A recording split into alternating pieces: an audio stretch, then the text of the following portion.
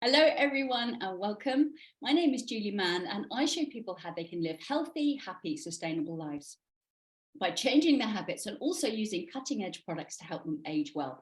And I'm absolutely delighted because today I'm joined by Paul Hughes. Now, if you don't already know Paul and his wife Emily have got the guide to helping parents to GCSE. How do you actually say it, Paul? It's the Parent Guide to GCSE or the Parent Guide to Post-16, depending on what age your child is.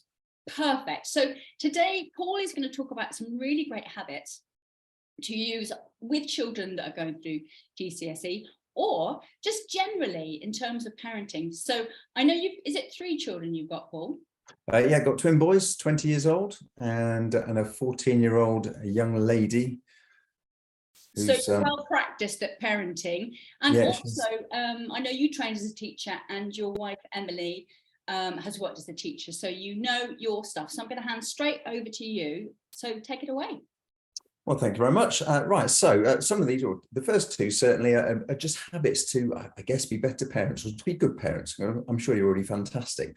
But one of the issues that we constantly come across is students saying, oh, mum and dad are always talking down about themselves, just saying things like, oh, I'm being daft, I'm being stupid. It's a very easy thing to just throw away line where you do something that is a bit stupid, but you'd be amazed how teens pick up on it and keep repeating it.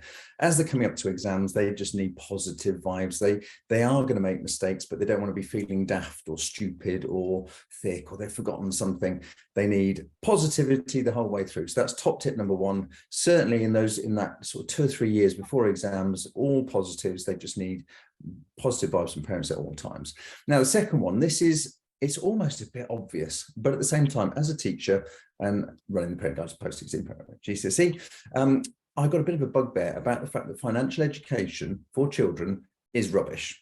It is awful. Schools are not allowed or aren't given time to teach it. It's done in PD or whatever it's called, PHSE, whatever it's called this week. So another habit I think parents should be in is in the habit of talking about money. Now, money is not the be all and end all. It's not something to be absolutely focused on at all times, but the conversations need to be happening. So get in the habit of talking about the value of money, talking about how money works, etc., etc.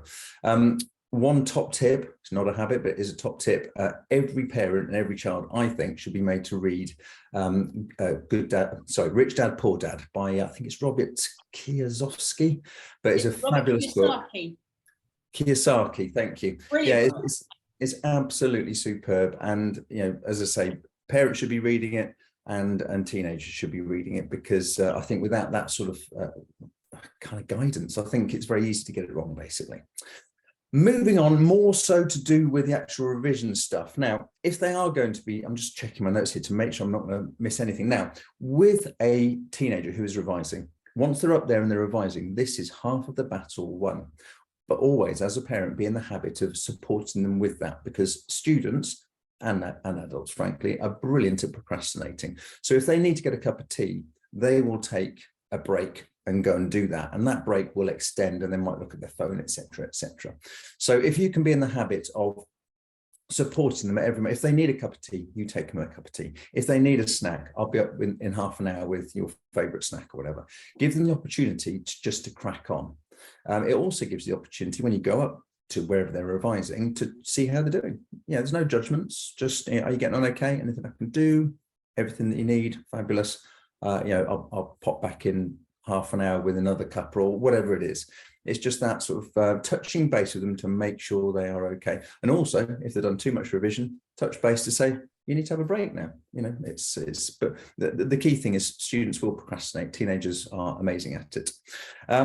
Now, there is a temptation to a habit, let's call it, to nag as a parent because your teenagers are about to do exams, GCSEs, A-levels, post-BTEC, whatever it's called this week.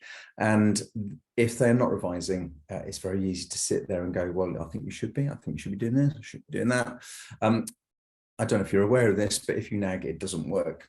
So the very, very, very simple thing is just, if you can try and find a supportive way of suggesting that they should be working. Now, I think this is a top tip, is that with a revision plan, they are more likely to do stuff.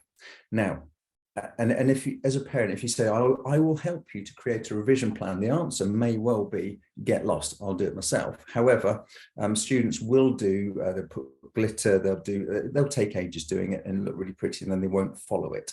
So what you can do is you can create one really, really quickly. If you're interested, we've got a free revision planning tool on parent.gcse.com. Does it all for you in about 10 minutes, totally free, etc. But one of the key things is to plan in the not negotiables. So if you say to your team, make sure you put in your football, make sure you put in your netball, make sure you put in your swimming classes or whatever it is, you put in your part-time job, you put in going to see your boyfriend, girlfriend, whatever their interests are, put in those not negotiables first. And that makes it look like, as parents, you are encouraging them to do the things that are important to them, because revision generally isn't as important to them. So once they've got the not negotiables on there, there's still loads of time in the week to actually put in half an hour here, an hour there. And that helps to sort of start building up the hours of revision, and it doesn't get in the way of their lives. Because if you say you've got to revise and you can't go and play football, you can't go and see your boyfriend or girlfriend, it's not going to work. So that's another top tip. Always make sure they're coping. The pressure from schools is absolutely horrendous. And they might sit there and go, yeah, I'm okay. But have the conversation. Are you working too hard? Is there too much coming home from school? What can we do to help, etc.? It's an easy conversation to have. You'd be amazed how many teenagers just sit there and kind of get on with it whilst actually starting to feel there's a bit of burnout going on. Another habit, and I'm rushing a little bit here, but I want to try and get it all into 5 minutes or so, is when they get a test in the run up to GCSEs or whatever exams they're doing, they will have lots and lots and lots of tests.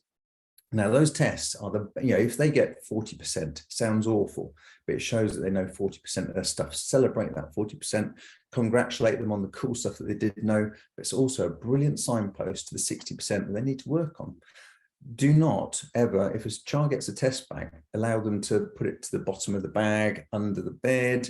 It should go front and center of their revision folder, because it's the best signpost in the whole world of the cool stuff that they know and the stuff that's slightly trickier that they don't know. And you would be amazed if you asked your team, they get tests back and they just get filed generally in the, I've done it, I got a result, it's a good result, so I told my parents it wasn't a good result, so I kind of hid it a little bit. They must keep hold of them, and they must use that as the kind of the key for their revision going forward. And that is my top tips. Oh my goodness, Paul, that was completely brilliant.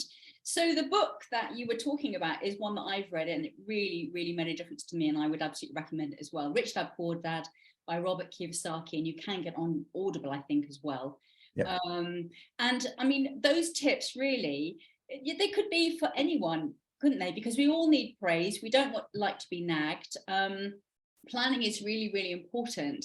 But just you saying those things, which I know you said some of them seem a bit obvious, they're only obvious once you've done them and you know they actually work.